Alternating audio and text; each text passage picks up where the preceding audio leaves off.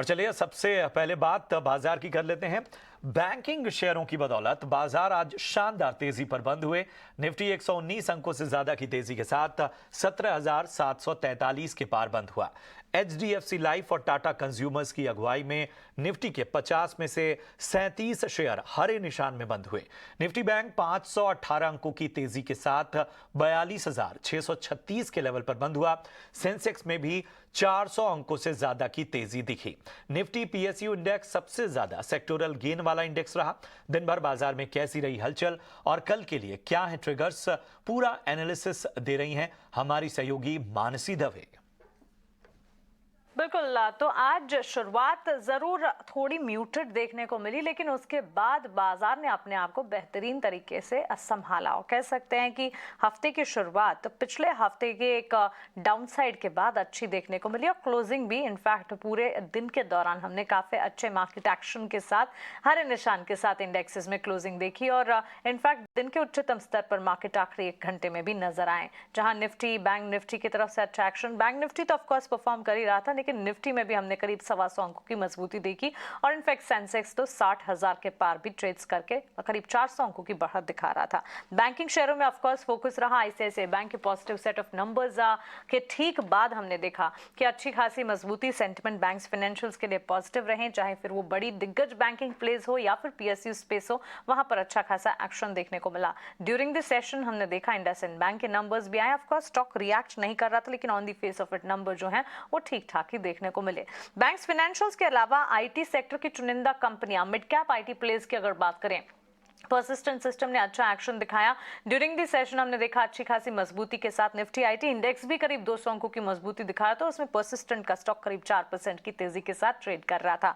इसके अलावा रियल्टी शेयरों की अगर बात करें, छोटी मझौली कंपनियां heavy weights real estate sector की अच्छा एक्शन दिखा रही थी। निफ्टी रियल्टी इंडेक्स में भी हमने हरे निशान के साथ बाइंग यहां पर देखी। HDFC life during the day काफी खबरों में रहा, इनफैक्ट न्यूज फ्लो भी था। एचडीएफसी लाइफ को और एचडीएफसी लिमिटेड को जो आरबीआई की तरफ से अलाउंस की खबर आती हुई देखी, उसकी ठीक बाद स्टॉक प्राइस में ड्यूरिंग द डे मूवमेंट था। क्लोजिंग में करीब 7% की मजबूती के साथ ही 7% अप मूव्स देखने को मिले।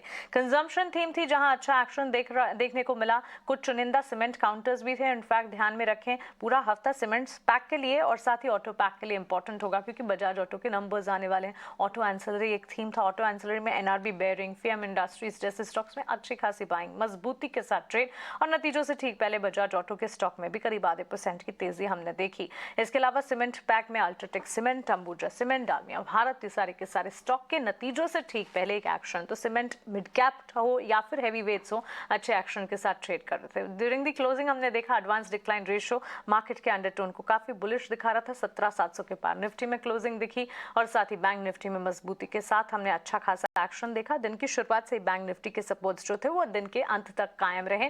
बैंक निफ्टी 42,635 के लेवल्स पर करीब 550 अंकों की मजबूती के साथ क्लोज हुआ और सेंसेक्स 60,000 के पार क्लोज होने में कामयाब रहा। तो शुरुआत हमने हल्की फुल्की देखी, लेकिन उसके बाद बाजार ने अपने आप को बेहतरीन तरीके से संभाला और दिन की क्लोजिंग तक पहुंचते पहुंचते अच्छा एक्शन दिखा। चलिए बढ़ते हैं आगे और रियल एस्टेट कारोबार पर रेमंड ग्रुप के एमडी गौतम सिंघानिया का कहना है कि लोग घर खरीदने का फैसला बेहद मुश्किल से लेते हैं, इसीलिए अगर इन्हें समय पर घर ना सौंपा जाए तो इससे ब्रांड प्रभावित होता है।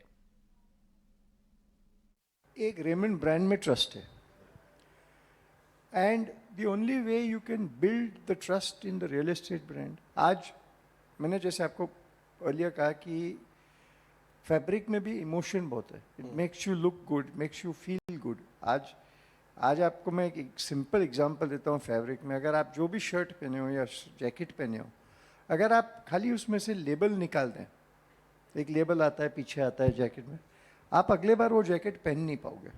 आप एक बार ये एक्सपेरिमेंट ट्राई करिए। वो ह्यूगो बॉस का भी हम बनाते हैं, मार्क्स एंड स्पेंसर का भी हम बनाते हैं। वही सेम सूट पे मैं दूसरा लेबल लगा करके तीसरे प्राइस में बेच देता हूँ। नाउ रियल एस्टेट में भी it is all about emotion, because we have to understand कि आज जब आदमी घर खरीदता है, it is a very very big decision for him and all his savings, not only his savings but the loan from the bank he overstretches, and he wants to buy a house. अभी 50 साल पहले क्या होता था, हम लोग कहते थे कि जब हम 70 साल के हो जाएंगे हमें घर खरीदेंगे सेविंग्स के साथ. आज आपको फाइनेंस अवेलेबल है. And if you commit something, the most important thing is if you commit something and don't deliver, there will be a huge backlash. And हमने क्या किया, हमने जो रेरा का कमिटमेंट था, हमने 18 महीने, सो 10 दिसंबर 2022 मैंने 900 apartment 2 years ahead of RERA deliver कर दिया. जो हमारा पहला एक्सपीरियंस था, सेंटर था, एक बड़ी हमारी पुरानी मिल थी, उसका मैंने बनाया. 32 करोड़ रुपया खर्चा किया. एक कंपेटिटिव बिल्डर आया, बोला हमको देखना है सर, आइए देखिए. हम बोले कि जिसको आना है आके देखिए. तो बोला as a builder we can not invest 32 crore. I said I am not a builder, I am a brand builder. Good one, very good one. And that 32 crores put my brand where it is today. 500 crores of advertising would not do that, because the experience I delivered, I showed the apartments, and today our experience center is world class.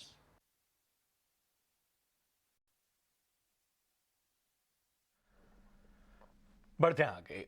Marathon trends के अतुल सूरी के मुताबिक घरेलू बाजार से आगे बेहतर return की उम्मीद की जा सकती है. निवेशकों को इलेक्ट्रिक इक्विपमेंट, इंजीनियरिंग, एफएमसीजी और डिफेंस शेयरों पर नजर रखनी चाहिए. अक्टूबर में ग्लोबल मार्केट्स ने 52 वीक लो कर दिए थे, तो सब ने बोल दिया था मतलब ख़त्म हो गया है ये इशू वो इशू. अक्टूबर और अब तक अभी भी जो नरेटिव है, जो बातचीत है, वो अभी भी नेगेटिव है. ठीक है, आपका बैंकिंग प्रॉब्लम हो गया, यूक्रेन वॉर खिंच रही है, ये हो रहा है वो हो रहा है, तो नेगेटिव न्यूज़ आती रही है. बट द ब्यूटी इज़ कि ये सब मार्केट जो है धीरे धीरे ऊपर आते रहे हैं. अगर आप देखें तो एक जो हम कहते हैं थोड़ा टर्म में कि 3 हायर बॉटम्स, हायर टॉप्स जो है, ये एक बहुत क्लासिक डाउ थ्योरी है एक बाजार को देखने का, कि जो मार्केट बढ़ता है उसकी दूसरी सीढ़ी उससे ऊपर होती है और तीसरी सीढ़ी ऊपर होती है, तो इसे लगता है ऊपर चढ़ रहे हो. अगर अगली सीढ़ी नीचे है और दूसरी सीढ़ी नीचे है तो आपको लग रहा है कि आप नीचे उतर रहे हो. तो बाजार भी जो है वो एक सीढ़ी ऊपर करके 3 सीढ़ियाँ चढ़ गया है. और अगर आप S&P 500 देखिए, क्योंकि ये मैं सोचता हूँ बहुत अहम मार्केट है ग्लोबल मार्केट्स एनालाइज करने के लिए, यहाँ पे जो 4200 का लेवल है, अब हम 4150 के करीब है, ये बहुत ज़रूरी है. ये मार्केट्स एक्चुअली 1 ईयर हाई पे निकल जाएंगी बियॉन्ड दिस पॉइंट. और उसके बाद मुझे लगता है कि ये जो मंदी का माहौल है, डर है, ये थोड़ा निकल जाएगा और फिर जो बोलते हैं बुल्स वापस एक कंट्रोल में आ जाएंगे. तो मुझे लग रहा है कि ग्लोबली जो है मार्केट्स एक अच्छा बेसिंग बना रहे हैं. ठीक है, चलिए बढ़ते हैं आगे. HDFC लाइफ में आज 6% से ज्यादा का उछाल देखा. क्या है इसके पीछे की वजह? हमारे सहयोगी शरद दुबे इसका पूरा ब्यौरा दे रहे हैं. जी बिल्कुल, फोकस में रहने वाला HDFC लाइफ इंश्योरेंस, और यहाँ पे जो one of the top gainers Nifty के इंडेक्स में है. और याद रखिए, एक इम्पॉर्टेंट स्टॉक की ओवरहैंग जो है वो कंप्लीट हो गई है. RBI ने अलाउ कर दिया HDFC बैंक को 50% या उससे ज़्यादा स्टेक रखने का HDFC लाइफ में. अब याद रखिए, अगर RBI ये अलाउ नहीं करता तब जो है ओवरऑल HDFC बैंक को अपनी स्टेक घटानी पड़ती लगभग 30% का. इसका मतलब एक सप्लाई ओवरहैंग रहता लगभग 18.35% स्टेक का HDFC लाइफ में. अब आगे जाते हुए क्या होगा? आगे जाते हुए जो है एक पॉसिबिलिटी है कि जो एंटिटी है ये ऑलमोस्ट 1.35% स्टेक बढ़ा सकती है मर्जर के पहले. और अगर ओवरऑल देखा जाए अभी शेयर होल्डिंग पैटर्न में, तो HDFC का लगभग 48.65% स्टेक है. लेकिन बड़े दिग्गज इन्वेस्टर्स भी हैं जैसे कि एबरडीन और एक्साइड लाइफ, जहाँ पे उनका लगभग 2 से लेकर 4% स्टेक होल्डिंग कंपनी में है. लेकिन आगे जाते हुए ट्रिगर्स क्या रहेंगे HDFC लाइफ के, उसको फोकस करते हैं. तो यहाँ पे देखेंगे कि HDFC बैंक जो है मेजॉरिटी शेयर होल्डर बन जाएगा HDFC लाइफ का. इसके अलावा जो है एनालिस्ट एक्सपेक्ट करें कि अलाइनमेंट होगी दोनों कंपनीज़ की, और आगे जाते हुए सिनर्जीज इस पे जो है डेवलप करने देखने मिल सकती है. और याद रखिए, जो काउंटर शेयर होता है HDFC लाइफ का, वो भी एक्सपेक्टेड इंक्रीज़ करेगा, क्योंकि HDFC बैंक की ग्रोथ रेट के साथ ये मैच करेगा. और ओवरऑल याद रखिए, HDFC बैंक जो है लगभग 50% HDFC लाइफ का APE यानी कि एनुअलाइज्ड प्रीमियम इक्विवेलेंट कंट्रीब्यूट करता है. और इम्पॉर्टेंटली जो कॉस्ट ऑफ डिस्ट्रीब्यूशन होता है HDFC बैंक का, वो आगे जाते हुए कम हो सकती है. और जब ये कम होगा तो HDFC लाइफ के खुद के मार्जिन्स में जो है उसमें भी ओवरऑल एक इम्प्रूवमेंट देखने मिलेगा. चलिए बढ़ते हैं आगे। इंडसइंड बैंक के Q4 के नतीजे जारी हो गए हैं। कैसे रहे ये नतीजे, हमारे सहयोगी हर्ष इसकी पूरी जानकारी दे रहे हैं। जी हाँ, तो जो नेट इंटरेस्ट इनकम का नंबर है वो एक सॉलिड 17% से बढ़ा है ईयर ऑन ईयर बेसिस पे। लार्जली हमारे अनुमान के मुताबिक ही आया है। नेट इंटरेस्ट इनकम ये पर्टिकुलर क्वार्टर में 4,670 करोड़ पे आया है, जो कि मोस्ट एनालिस्ट का एक्सपेक्टेशंस था कि अराउंड 4,750 करोड़ के आसपास आएगा। तो स्लाइटली लोअर एनआईआई का नंबर ऑल्सो लीड कर रहा है ऑपरेटिंग प्रॉफिट को slightly lower than expected. Operating profit 3,757 crore पे आया है, जो कि 3,850 करोड़ पे एक्सपेक्टेड था रफली। जब हम प्रोविजंस के नंबर को देखें वो भी लोअर आया है, जिसके वजह से पैट पे उतना बड़ा इम्पैक्ट बिल्कुल भी नहीं हुआ है। तो प्रोविजंस नंबर 1,030 करोड़ पे आया है, जो कि एक्सपेक्टेड था 1,100 करोड़ पे, और प्रॉफिट आफ्टर टैक्स का नंबर 2,043 करोड़ पे आया है, जो कि एक्सपेक्टेड था 2,000 करोड़ का पैट क्लॉक करते हुए। तो इनफैक्ट इंडसइंड बैंक का PAT slightly ahead of expectations. जब हम एनपीए रेशियोज और एसेट क्वालिटी को देखें तो इम्प्रूवमेंट दिख रहा है। जीएनपीएज 0.08% से इम्प्रूव हुआ है सिक्वेंशली, क्वार्टर ऑन क्वार्टर 1.98% पे वो जीएनपीए का नंबर। एनएनपीए 0.03% से इम्प्रूव हुआ है, तो 0.59% पे वो एनएनपीए का नंबर आया है। एडवांसेस और डिपॉजिट्स दोनों side of the balance sheet अच्छा ग्रो करते हुए ये पर्टिकुलर क्वार्टर में डिपॉजिट ग्रोथ में भी अच्छा ट्रैक्शन दिख रहा है इंडसइंड बैंक में।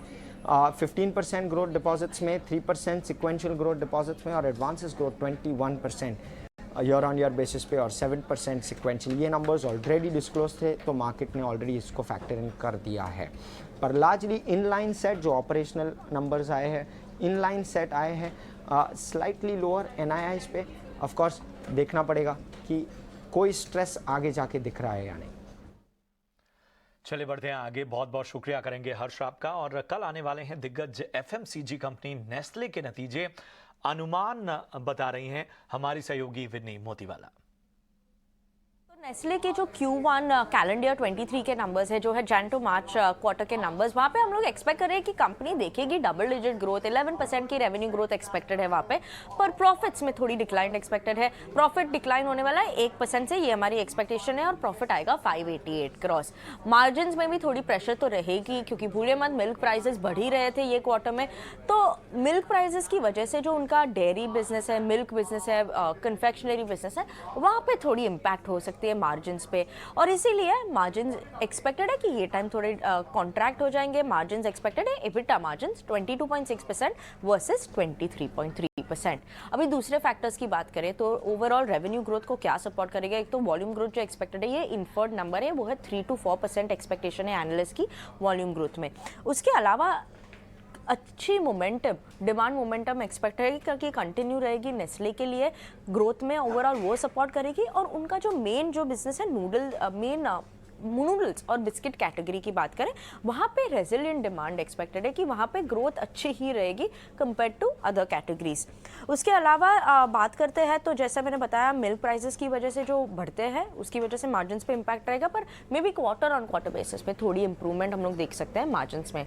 इंपॉर्टेंट फैक्टर्स जो वॉच आउट करेंगे तो वन तो मैनेजमेंट की कमेंट्री क्या आ रही है रॉ मटेरियल कॉस्ट पे, और दूसरा रूरल और आउट ऑफ होम कंजम्पशन कैसा है, न्यू प्रोडक्ट पाइपलाइन क्या है, और डिमांड ट्रेंड्स क्या है कंपनी की पैकेज फूड में। ये इंपॉर्टेंट फैक्टर्स है वॉच आउट करने के लिए। बहुत बहुत शुक्रिया करेंगे विनी आपका इस अहम जानकारी के लिए। उधर कल टाटा कंज्यूमर्स के नतीजे आएंगे, कैसे रहेंगे टाटा कंज्यूमर्स के नतीजे, बता रही हैं विनी। तो टाटा कंज्यूमर्स के जो Q4 FY23 नंबर्स है, वहाँ पे हम लोग एक्सपेक्ट करें कि अराउंड 10-11% की रेवेन्यू ग्रोथ होगी। मेनली ये रेवेन्यू ग्रोथ जो है वो क्या सपोर्ट करेगी ग्रोथ को, इंडिया फूड बिजनेस है, वहाँ पे हम लोग अच्छी ग्रोथ एक्सपेक्ट कर रहे हैं, 20+% की ग्रोथ एक्सपेक्टेड है। और ये मेनली इंडिया फूड बिजनेस की ग्रोथ है, प्राइसिंग लेड ग्रोथ है, क्योंकि सॉल्ट बिजनेस में प्राइस हाइक्स हुई थी, तो उसकी वजह से सपोर्ट कर रही है ओवरऑल इंडिया फूड बिजनेस की ग्रोथ डबल डिजिट में, स्ट्रॉन्ग डबल डिजिट, और उसको इन टर्न सपोर्ट कर रही है total revenue growth for Tata consumers. उसके अलावा प्रॉफिट की बात करें 17.6% की अपटेक एक्सपेक्ट कर रहे हैं प्रॉफिट के लिए ईयर ऑन ईयर बेसिस पे, और मार्जिन्स इबिटा मार्जिन्स में स्लाइट कॉन्ट्रैक्शन एक्सपेक्ट कर रहे हैं। जो थोड़ी इन्फ्लेशनरी ट्रेंड्स अभी भी चल रही है उसकी वजह से 30 बेसिस पॉइंट कॉन्ट्रैक्शन एक्सपेक्टेड है इबिटा मार्जिन में, और इबिटा मार्जिन एक्सपेक्टेड है 13.6% वर्सेस 13.9% लास्ट ईयर। उसके अलावा हम लोग एक्सपेक्ट करें कि स्ट्रॉन्ग ग्रोथ और स्ट्रॉन्ग मोमेंटम रहेगी, परफॉर्मेंस रहेगी नरिश्को बिजनेस में, ग्रेजुअल रिकवरी एक्सपेक्टेड है इंडिया की टी बिजनेस में। टी बिजनेस भूलिए मत, टाटा कंज्यूमर्स के लिए थोड़ा प्रेशर में था लास्ट कपल ऑफ क्वार्टर्स में, तो यहाँ पे हम लोग ग्रोथ एक्सपेक्ट कर रहे हैं, लगभग 1-2% की ग्रोथ आएगी इंडिया टी बिजनेस में, तो ये एक इंपॉर्टेंट फैक्टर है भी वॉच आउट करने के लिए। और इंटरनेशनल बेवरेजेस में म्यूटेड ग्रोथ एक्सपेक्टेड है क्योंकि इंटरनेशनल बिजनेसेस में वहाँ पे अभी भी थोड़ी इन्फ्लेशनरी ट्रेंड चल रही है, उसकी वजह से इंटरनेशनल बिजनेस में थोड़ी इम्पैक्ट है। तो वॉच आउट क्या करेंगे हम लोग टॉप लाइन ग्रोथ में, मेनली फूड बिजनेस की टॉप लाइन ग्रोथ क्या है, ओवरऑल बिजनेस के मार्जिन्स कैसे आ रहे हैं, और market share trend specially T business में वो क्या है, और ओवरऑल कमेंट्री अगर कुछ रॉ मटेरियल कॉस्ट पे आए और रूरल ट्रेंड्स पे आए वो इंपॉर्टेंट है फैक्टर वॉच आउट करने के लिए। शुक्रिया करेंगे विनी आपका इस अहम जानकारी के लिए। और कमोडिटी मार्केट में आज किस तरह का एक्शन दिख रहा है और किस तरह के एक्शन की उम्मीद है, विश्व मोहन हमारे सहयोगी इसके बारे में जानकारी दे रहे हैं। देखिए, गोल्ड और सिल्वर की अगर बात करें तो शुरुआती कमज़ोरी के बाद अब धीरे धीरे रिकवरी लौट रही है। MCX पर अब 60,000 के बेहद करीब सोने का भाव आ चुका है। चांदी में भी 74,700 रुपये के आसपास कारोबार हो रहा है। वहाँ पर भी अगर दिन के निचले लेवल से देखेंगे तो अच्छी रिकवरी दिख रही है। कॉमेक्स पर सोना $2,000 के करीब पहुँच चुका है, $25 के ऊपर कॉमेक्स पर चांदी है। अब लेकिन पूरी तरह से बुलियन मार्केट की नज़र है मई की जो बैठक है US फेड की, वहाँ पर किस तरह के फैसले आएंगे। लेकिन मार्केट का जो कंसेंसस यही बन के निकल कर आ रहा है कि फेड इसमें 0.25% ब्याज दरें बढ़ा सकता है। लेकिन कच्चा तेल अगर आप देखें तो यहाँ पर अभी भी दबाव है। आज के सत्र में भी यहाँ पर कमज़ोरी दिख रही है। पिछले हफ्ते हमने देखा था कि 5% तक की गिरावट दिखी थी, वो गिरावट कंटिन्यू होती दिख रही है। ब्रेंट क्रूड का भाव $81 के आसपास है। वहाँ ग्लोबल ग्रोथ को लेकर चिंता से साथ ही US के हाल के जो नंबर्स आए थे इकोनॉमिक नंबर्स, उससे चिंता है। लग रहा है कि मांग यहाँ पर कम हो सकती है। लेकिन चाइना एक ऐसा फैक्टर है जो क्रूड कीमतों को सपोर्ट कर सकता है, क्योंकि चाइना में इंपोर्ट के जो नए आंकड़े आए हैं, चाहे वो सऊदी अरब से हो, रूस से हो, रोजाना दोनों ही देशों से 20-20 लाख बैरल इंपोर्ट हो चुका है। तो एक अच्छा वहाँ पे ग्रोथ दिख रहा है, ग्रीन शूट दिख रहा है कच्चे तेल को लेकर, और लग रहा है कि वहाँ से डिमांड की रिकवरी आएगी। लेकिन ओवरऑल ग्लोबल डिमांड को लेकर कच्चे तेल के लिए चिंता बरकरार है। बहुत बहुत शुक्रिया करेंगे विश्व मोहन आपका इस अहम जानकारी के लिए। और इधर डिस्कॉम डिफॉल्ट होने पर जनरेशन कंपनियां एक्सचेंजेस पर बिजली बेच सकती हैं। जेनकोस को वीकली बेसिस पर प्रोविजनल बिलिंग की मंजूरी मिलने की उम्मीद है। एक्सक्लूसिव डिटेल्स दे रहे हैं हमारे सहयोगी प्रकाश प्रियदर्शी। प्रकाश, बताएं आखिर क्या जानकारी निकलकर सामने आ रही है। देखिए, सूत्रों के हवाले से जो जानकारी हमें मिल रही है उसके हिसाब से ऊर्जा मंत्रालय इलेक्ट्रिसिटी एक्ट के सेक्शन 11 का इस्तेमाल कर सकती है, खासकर उन पावर प्लांट्स के लिए जो डोमेस्टिक कोयले का इस्तेमाल कर रहे हैं। जैसा कि आपको पता है कि ऊर्जा मंत्रालय ने पहले ही उन पावर प्लांट्स के लिए सेक्शन 11 का इस्तेमाल किया है जो कि इंपोर्टेड कोल पर चल रही हैं। लेकिन अब डोमेस्टिक कोयले का इस्तेमाल करने वाले जो पावर प्लांट्स हैं उनके लिए भी सेक्शन 11 का इस्तेमाल किया जा सकता है। और इसके पीछे का जो अहम मकसद है वो यही है कि पावर जनरेशन में तेज़ी लाई जाए, पावर प्लांट्स के पास कोयले की पर्याप्त उपलब्धता रहे, ताकि गर्मियों में जो इंक्रीज्ड पावर डिमांड की स्थिति दिख रही है उसको पूरी की जा सके। ऊर्जा मंत्रालय का आकलन है कि इस बार गर्मियों में जो पीक आवर पावर डिमांड है वो 230 गीगावाट के आंकड़े को पार कर सकता है। और साथ ही साथ जो कोयले की सप्लाई की अगर बात करें, डोमेस्टिक कोयले की सप्लाई की बात करें, तो पहली छमाही में यानी कि वित्त वर्ष 2024 की पहली छमाही में रिक्वायरमेंट के मुकाबले करीब 20 मिलियन टन कोयले की शॉर्टेज जो है वो दिख रही है। लिहाजा ये तमाम प्रयास ऊर्जा मंत्रालय कर रहा है ताकि कोयले की उपलब्धता बनी रहे और पावर जनरेशन में तेज़ी आए। सेक्शन 11 के इस्तेमाल के जरिए कुछ अहम इंस्ट्रक्शंस जो है पावर प्लांट्स को और डिस्कॉम्स को दिए जा सकते हैं। जनरेशन कंपनीज़ को इस बात की आज़ादी मिलेगी कि वो प्रोविजनल बिल्स जो हैं वो वीकली बेसिस पर तैयार करें। साथ ही साथ अगर डिस्कॉम जो वीकली बेसिस पर बिल तैयार किया गया है उसका 15% भी अगर पेमेंट करने में सक्षम नहीं होती हैं, वैसी सूरत में जनरेशन कंपनीज़ को इस बात की इजाज़त दी जाएगी कि वो 15% पावर जो है वो एक्सचेंजेज पर बेच ले। साथ ही साथ उन्हें आवश्यक रूप से कम 6% कोयला जो है इंपोर्ट करना होगा ब्लेंडिंग पर्पस के लिए। साथ ही साथ स्टेट और डिस्कॉम्स जो हैं, क्योंकि इंपोर्टेड कोयले के इस्तेमाल बढ़ने की वजह से इसका फाइनेंशियल इम्पैक्ट भी आएगा, लिहाजा एक सेपरेट मेथडोलॉजी तैयार की जाएगी ताकि टैरिफ पर इसका कितना इम्पैक्ट हो सकता है, इसको कैसे पास ऑन किया जाएगा, इसकी रूपरेखा तैयार की जाएगी। जो कॉम्पनसेशन की रकम क्या होनी चाहिए, इसका जो कैलकुलेशन है वो स्टेट और डिस्कॉम ही करेंगे और बाकी जो शर्तें हैं वो पीपीए के हिसाब से ही होंगी। मकसद ये है कि पावर जनरेशन में तेज़ी लाई जाए, कोयले की उपलब्धता बना कर रखी जाए ताकि जो पीक आवर डिमांड है गर्मियों में उसको पूरी की जा सके। बहुत शुक्रिया करेंगे प्रकाश आपका इस अहम जानकारी के लिए। और अब बात करते हैं विपक्षी एकता की कवायद की। 2024 चुनाव से पहले बिहार के सीएम नीतीश कुमार विपक्ष को साधने के मिशन में जुट गए हैं। केंद्र की सत्तारूढ़ बीजेपी को चुनौती देने के लिए वो लगातार विपक्ष के नेताओं से मुलाकात कर रहे हैं। इस कड़ी में नीतीश ने कोलकाता जाकर बंगाल की मुख्यमंत्री ममता बनर्जी से भी मुलाकात की। इस मीटिंग में बिहार के डिप्टी सीएम तेजस्वी यादव भी मौजूद रहे। ममता बनर्जी से मुलाकात के बाद नीतीश लखनऊ जाएंगे, जहां वो यूपी के पूर्व सीएम और सपा सुप्रीमो अखिलेश यादव से मुलाकात करेंगे। वहीं कोलकाता में मुलाकात खत्म होने के बाद ममता बनर्जी ने प्रेस कॉन्फ्रेंस की। ममता ने कहा, विपक्ष को एक साथ की रणनीति बनाने की आवश्यकता है। लेकिन पहले एक साथ में एक मैसेज कर देना है कि हम लोग सब एक साथ में है। हम तो पहले से आप लोगों को कह चुका कि हमारा इसमें कोई ऐतराज नहीं है। हम चाहते हैं बीजेपी जीरो बन जाए, बहुत बड़ा हीरो बन गया, कोई कुछ नहीं करके मीडिया का सपोर्ट में और नैरेटिव बना के, खाली झूठा बात करके, फेक वीडियो बना के और फेक बात करके और गुंडा गद्दारी करके ऐसा नहीं चल सकता है। महाविकास आघाडीच्या या उभारणीमध्ये माननीय पवार साहेबांचा फार महत्त्वाचा वाटा. आम्ही सगळे आहोत, उद्धवजी आहेत, राहुल गांधी असतील, पण शरद पवार साहेबांचं महत्त्व याच्यामध्ये आहे आणि ते राहणार. आणि शरद पवार साहेबांची इच्छा आहे पहिल्यापासूनच आपण तिघांनी एकत्र राहिलो तर 2024 साली आपण भारतीय जनता पक्षाचा पराभव करू आणि लोकसभा सुद्धा मोठ्या संख्येने जिंकू. हे पवार साहेबांच्या भूमिका आहेत आणि मला अजिबात असं वाटत नाही की महाविकास आघाडी संदर्भात त्यांची अशी काही भूमिका असेल. और विपक्षी एकता की कोशिशों के बीच शरद पवार ने जो बयान दिया है वो नीतीश और महाराष्ट्र की महाविकास आघाड़ी को झटका देने वाला है। एनसीपी चीफ शरद पवार ने अमरावती में एक प्रेस कॉन्फ्रेंस में कहा कि 2024 तक महाविकास आघाड़ी रहेगी या नहीं कहा नहीं जा सकता। शरद पवार से महाराष्ट्र में 7 चुनाव लड़ने को लेकर सवाल पूछा गया था।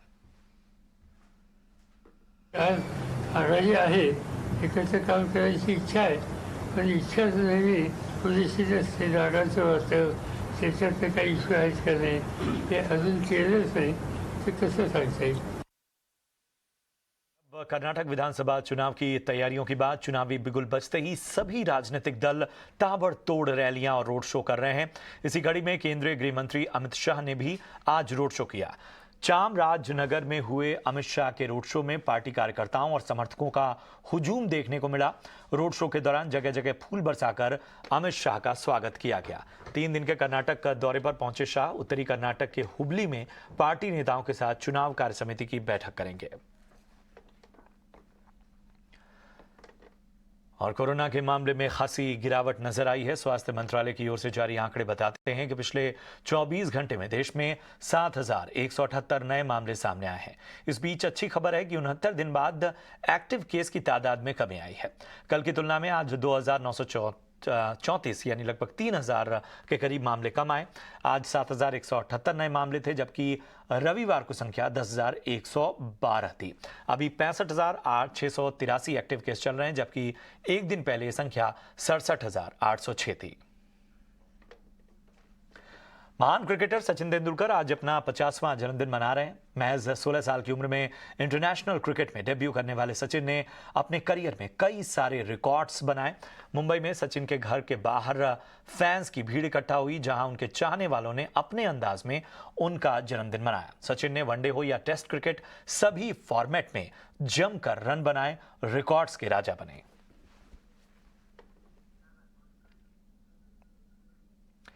और चलिए इसी के साथ इस बुलेटिन में इतना ही, दीजिए इजाजत। आप देखते रहिए ET नाउ स्वदेश। नमस्कार।